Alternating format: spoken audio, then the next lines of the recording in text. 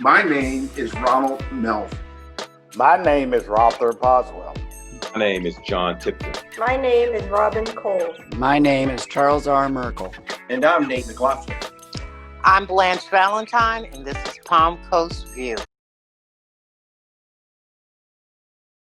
Welcome to Palm Coast View. On today's podcast, we have the CEO of the Family Life Center, Trish Giacome, with us as our special guest.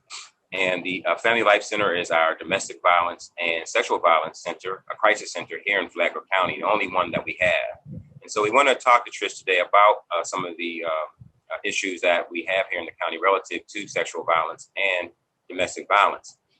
Charles Merkel is going to be our moderator today. And so at this moment, I'm going to hand it over to Trish so Trish can introduce herself, and then we will go from there. Thanks for watching. Good morning, and John and the rest of the Palm Coast View, thank you so much for inviting me to come and speak to you. October is Domestic Violence Awareness Month, and I have the wonderful pleasure of representing the Family Life Center as the Chief Executive Officer for the last 10 years here in Flagler County. I've been an employee of the Family Life Center for 13 years. And so I have a history with them. I do have a master's degree in clinical mental health. I work directly with survivors of both domestic violence, sexual assault, stalking. And so not typically your fun topics, but certainly ones that need to be addressed. And I am elated to participate in today's conversation as it's one that is very necessary here in the community. Yes. Thank you, Trish, for joining us today and us on the Palm Coast View. Glad to see everybody's here in attendance. So we got a full house today, full house of 1, 2, 3, 4, 7. It's a wonderful number of completion. But thank you so much, Trish, for taking time out of your day to share with us and for making us aware. Was it the Domestic Violence Awareness Month? It is every October from October 1 to October 31. Yes. And this is something we know it's present with us always, whether we're aware of it or not. It may be flying under our radar, maybe people we know directly, but they're doing a very good job of hiding it. And so, Trish, we're here to learn from you today.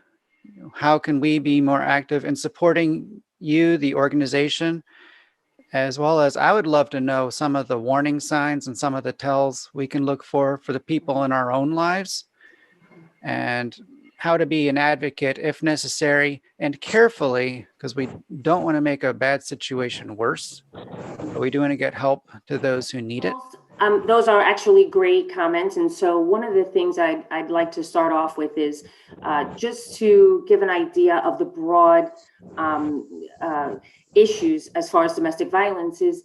There are approximately 20 people per minute in the United States that are victims of intimate partner violence, physical. That's 20 people per minute are experiencing abuse. So when we talk about domestic violence, we are talking about people that you and I know and love, care about, our neighbors, our siblings, our in-laws. I mean, I think we often have this perception that domestic violence happens in those neighborhoods with those people. And the truth is we are all the people. We are the neighborhoods that domestic violence is happening in. And so, just in, I was at the county commission meeting yesterday, and in the hour that I sat in that lobby, there were over 1,200 victims. And so when you put it into that context, it really is amazing that this isn't something that we're speaking more about and having some better interventions per se. I don't know if you had an opportunity, but USA Today recently had a report on the child welfare system. And the reason I bring that up is because it's an investigative report, and it's talking about child removals from homes. And typically domestic violence and substance abuse are the top two reasons why children are removed from the home. So, to back into one of our major concerns as advocates for domestic violence is children are removed from homes even when the victim is not the perpetrator of abuse. And they're removed from homes under the context of failure to protect, which is a terminology that I strongly have a hard time with. And so, we get to the kind of the thought process of, okay, why are these children removed, even from non-offending caregivers?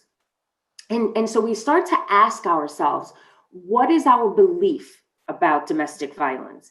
And at the core of us as a society, we believe that women, and I'm going to say women, not that men aren't victims, but it's predominantly women, but we believe that women have the power to stop domestic violence or to leave, to stop, to just leave and it will stop. And the truth of the matter is that so ingrained in our subconscious that even in the way that we help survivors, there are truths about our belief system, right? So one of the things is, unfortunately, and here in the last week, our sister community and sister shelter in St. Johns County suffered a devastating death by a woman by the name of Brandy. Brandy had left her abuser. Brandy was seeking an injunction for protection. Brandy was with family members, talking about safety and how do I get from work to home. And he continued to stalk her until he ultimately stabbed her to death in front of her home. And this just happened last week. And so, we go back to, okay, what do victims need to do? And what do we as a society need to do? So, and pardon my language, but victims are damned if they do and damned if they don't. So if they stay, if they stay in that abusive relationship, well, they must like it, they deserve it. If they leave, then the supportive systems aren't necessarily in place to hold perpetrators accountable and to keep victims safe. So, it's really a troubling dilemma. And I've had conversation with, again, 13 years I've been doing this, with survivors, with the Department of Children and Families, with law enforcement officials, with community members. And it typically goes back to, well, that victim really, she needs to prosecute. If she doesn't prosecute, then there's nothing we can do. Or she needs to make sure that, I had somebody say to me, well, she needs to make sure she has an education so she can financially support herself, so she's not reliant upon. And you think, okay, but what if she's a stay-at-home mom and she has little people and childcare is expensive? I mean, thank God my kids no longer utilize childcare, but at one point we were paying like $500 a week. I mean, that's an exorbitant amount of money, particularly in this time of need. So domestic violence is such a layered issue. Now, the other thing is I think most folks believe that domestic violence is just the physical. So if they don't see somebody with the black eye or the bloody lip or, with a broken arm, then it's not really domestic violence. And it's, and if it is, it's really not that bad. And the truth is that the economic abuse that takes place, I've worked with women who are given an allowance to run a household, an allowance. And you think we're supposed to be partners in this, and partnerships don't work that way. I've worked with survivors who were not allowed to practice the freedom of religion. That is one of the staples of this country. But yet in a home that struggles with intimate partner violence, they're not allowed to believe in their faith or practice their faith. So it is far reaching. It's more than the physical attributes. It's the intimidation. And, one of the things to bring back the unfortunate situation in St. Johns County is Brandy was being stalked. He was showing up at her job. He was showing up, at her home. He was just letting her know that he knew where she was. And there wasn't a whole lot that anyone could do about it. And so why? How do we as a community respond to that? Well, we get back to, how do we hold perpetrators accountable? We give them a misdemeanor. We do what's called an ROR, release on own recognizance. They're let out. Guess what? There's not much beyond that. They have a first appearance. They tell the judge, oh, I'm sorry, it was misinterpreted or misunderstood. And that's if they're arrested. Doesn't always mean that they're arrested. And then we get to the state attorney level, which, I know RJ has been an advocate for victims for many, many years.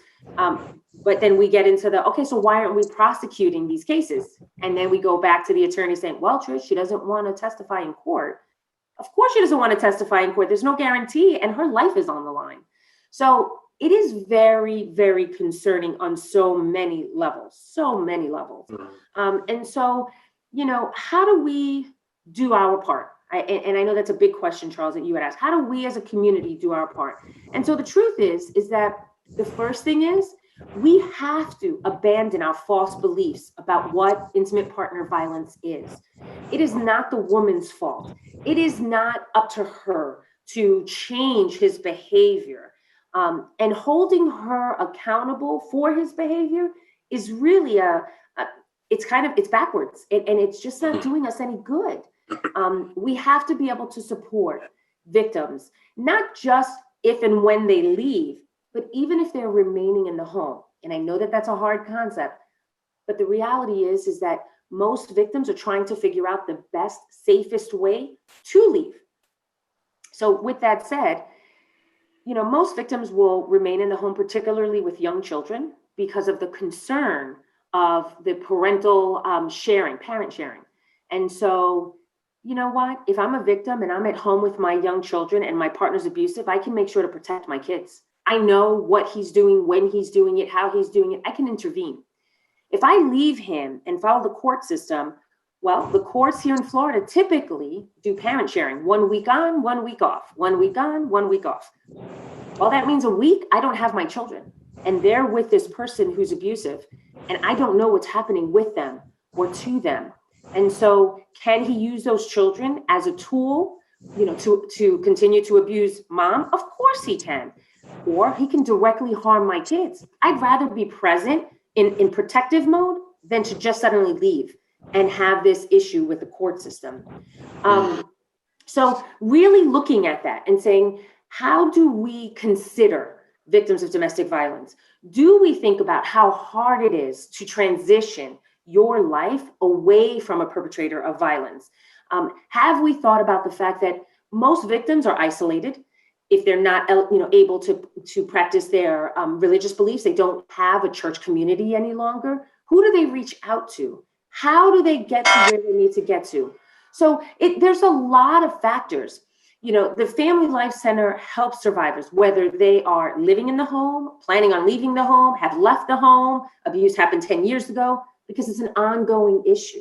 So you as community members, the first thing I say is please, please, please, truly, truly abandon your false beliefs about victims. And let's reshift our focus. And let's find out, how are we holding perpetrators of violence accountable? What does that look like?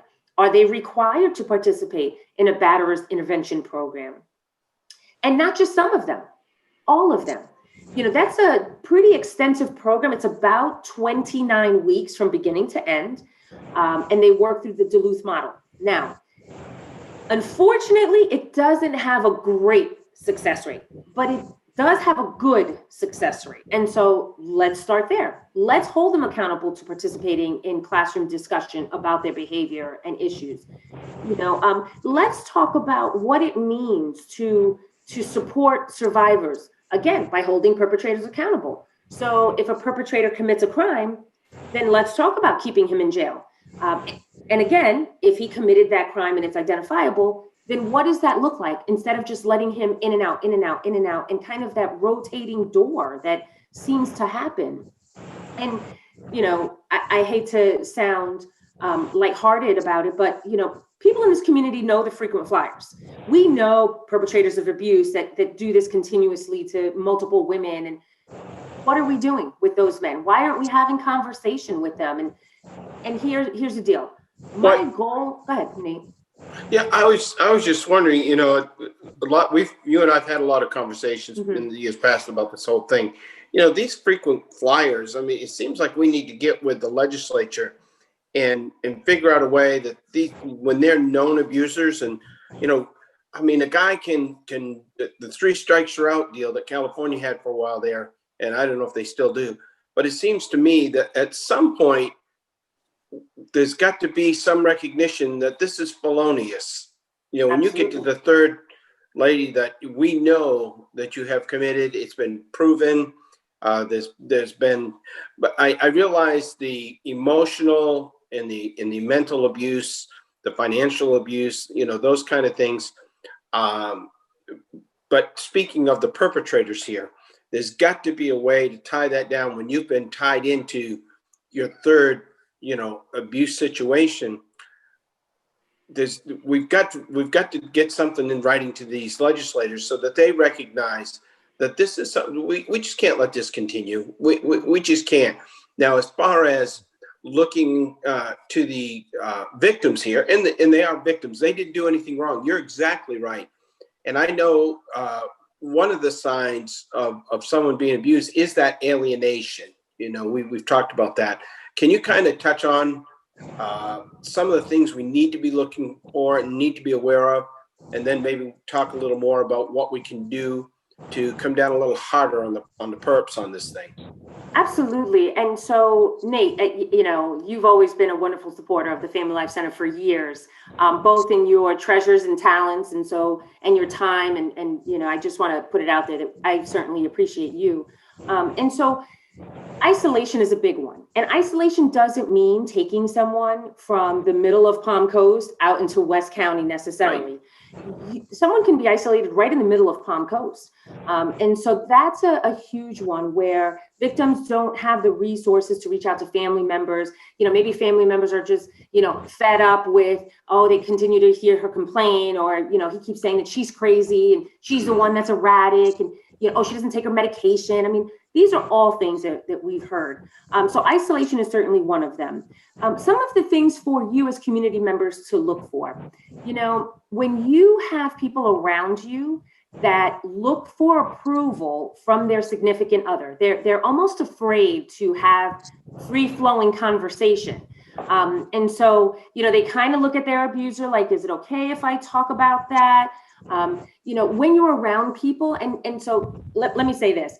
I'm married for over 20 years, and I know that we have some nonverbal communications, my husband and I. So if we're at a party and we're like ready to go and we're across the room, and kind of like, yeah, let's go, we're ready. And we all have that. But it's mutual, right? In a not healthy relationship, it's not about both of them saying, hey, we're ready to leave the party. It's more of a, we're leaving now, and you don't have a say in that. Right. So it's kind of the look that you get. And I liken it to when we were younger children. And I can speak for myself with my mom. My mother was 4 foot nothing. And so my mother would have this look that you knew you disappointed her. Like, okay, whatever you're doing, stop it. It was just a look. And it was a parent tool and all good.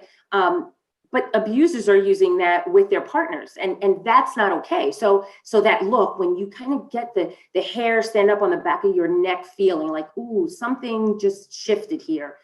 Listen to that gut, listen to that little voice, like that's not okay. Some other red flags for those that maybe are entering a relationship would be the quick kind of, we're getting together. They move in quickly. They're suddenly in love and want to talk about marriage, and within a short period of time, you kind of question that and say, why is this person trying to get involved so quickly? And so just some things for you as community members, right? Now, how do we respond to that? And let me tell you, it's really hard we call them secondary victims. So it's really hard for family members, mothers, fathers, sons, to see their children, their friends go through this. And the first thing we're kind of instinctually want to do is say, get away from them, don't date them. And the truth is the more we say, don't do it, people, unfortunately, we're a little hard-headed. We're like, nope, we're going to do it. We know what's best for us. And so therein lies the beginning of that isolation, just so you know. So rather the conversation of don't do it, let's talk about the relationship. Let's talk about how things are going, and kind of planting those seeds, right? Of, okay, so what is it about this relationship? What is it about this person? And walking that victim through kind of what does that look like, and are they really looking for this?